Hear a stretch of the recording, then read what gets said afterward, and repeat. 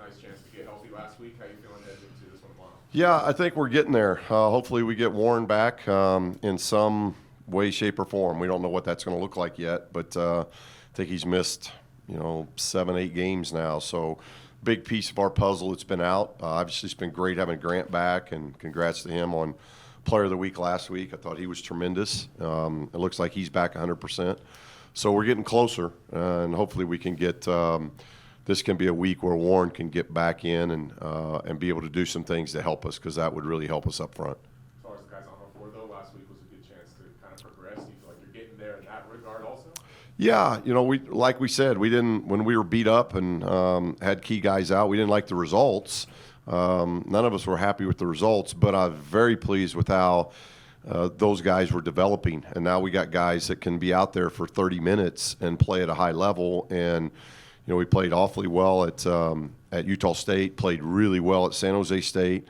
And I thought we had a dip at home against San Jose State, but we're really good in the second half. So when you look at the last 3 games, we've played really well for 2.5 out of those 3 games. And now we just got to show that consistency. And obviously getting UNLV, a team that very old, very experienced, basically a team of transfers that are aggressive, physical, talented, only one underclassman.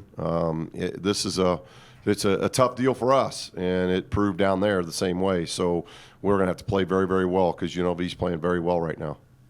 And Coach, it's no secret, it's been a while since this rivalry has been had here or with fans rather. What kind of atmosphere do you anticipate tomorrow night here? Well, hopefully it's really good. We've got a blue out, obviously, that we're advertising, and we're going to be in blue unis, and our blue unis have been a lot better than our whites of late. So for whatever reason, we haven't performed very well at home, and we've got to do that. We've only got 2 home games left in UNLV and San Diego State, so 2 incredible opponents coming in. This is obviously a rival game.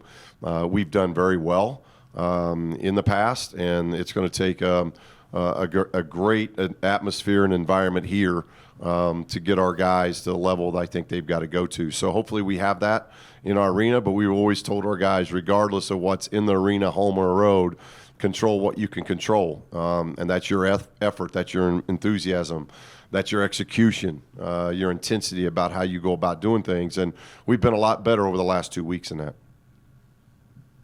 Why has UNLV been so much better over the last couple of weeks, do you think? Well, one, like I said, all juniors and seniors, I think 8 transfers, if not 9, and that takes a while to mesh. And I think they're meshing now. They've got a good understanding of what Coach Kruger and staff want to have done. I think they're guarding at a high level.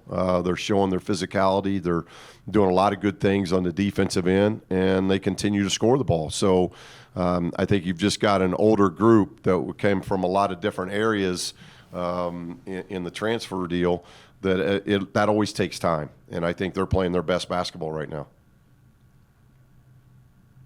What's been the biggest change in Dez's improved shooting lately? Good shots.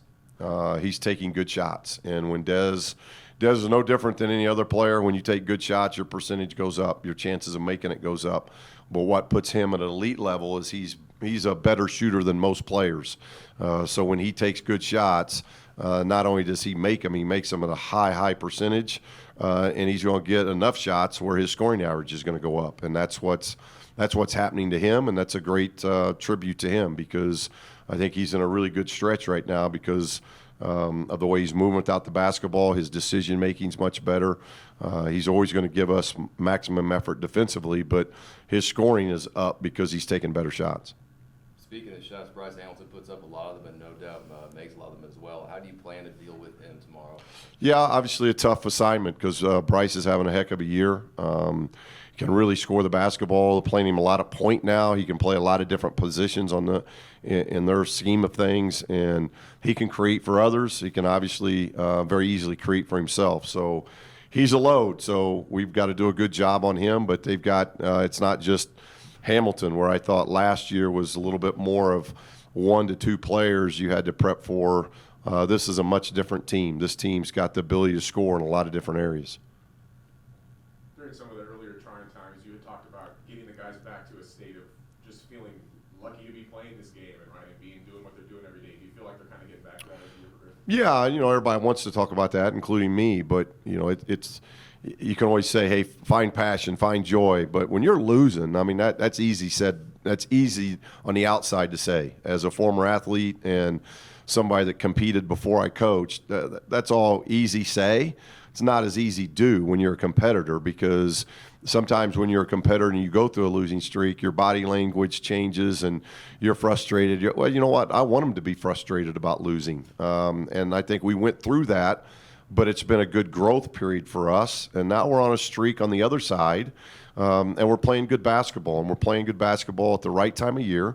And we just got to keep building on that. And again, if we can get Warren back, then we're close to being as healthy as we've been since really the 1st of January. And so if we can get back to that here in that stretch run, who knows what can happen. But I appreciate how the guys fought through a lot of adversity. We went through a ton of adversity of not winning games, of dealing with a lot of different things, and yet just fighting and trying to find a way. And now we've come out of that, and now hopefully we can just move forward playing good basketball.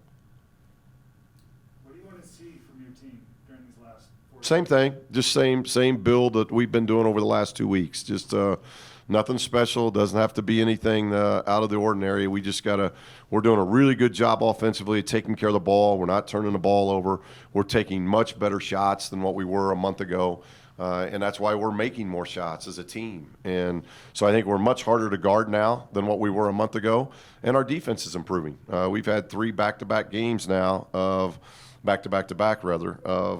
just improving defensively. And that's always going to be that's got to be our staple. We're going to be as good as our defense is. And so we can't have, a long answer to your question, we can't backslide. We can't have slippage now defensively of how we go about things. Our schemes and how we want to do things, we've got to be able to do at a high level with these teams we've got coming up to play.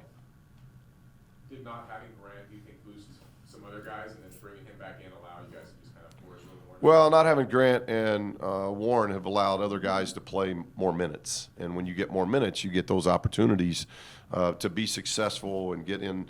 I think we're seeing that. I think Trey is playing at a really high level. Keenan's playing at a really high level. KJ had a really good game at San Jose.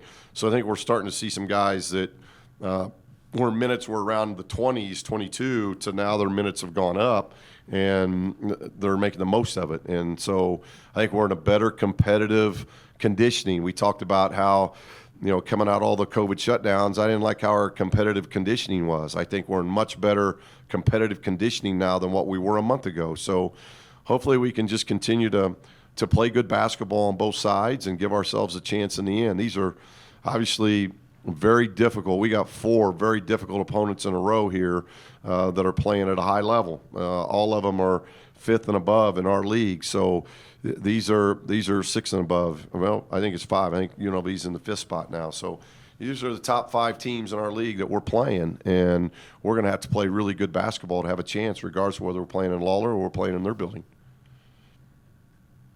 More questions for Coach? Did you catch any media all-star stuff last night? 16 threes from Steph, NBA 75. It was kind of When it comes to all-star games, I watch the introductions, and that's about it. But after seeing it, 16 threes is phenomenal. Yeah. Thank you. Thank you. Thank you. Thank you.